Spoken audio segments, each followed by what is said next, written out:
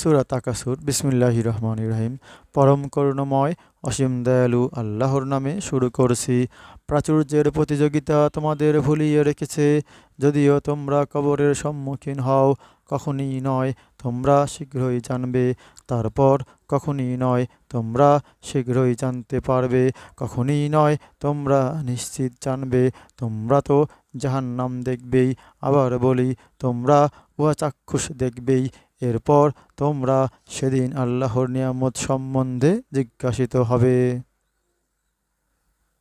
সূরা তাকাসুর বিসমিল্লাহির রহমানির রহিম।